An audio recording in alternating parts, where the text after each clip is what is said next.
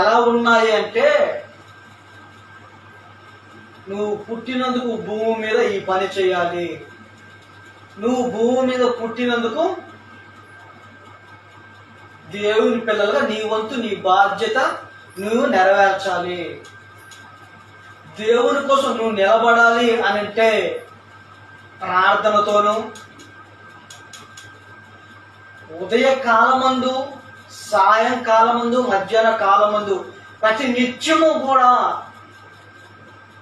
ఆయన ఆలోచనలతో కలిగి ఉన్న మనము సిద్ధపడి జీవించాలి. ఎందుకు అని అంటే, ఆయన భూమిని నిర్మించిన దేవుడు,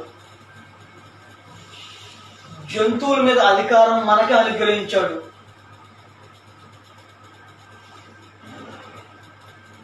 మనం తినే ఆహారం మీద అధికారం మనకు అనుగ్రహించాడు.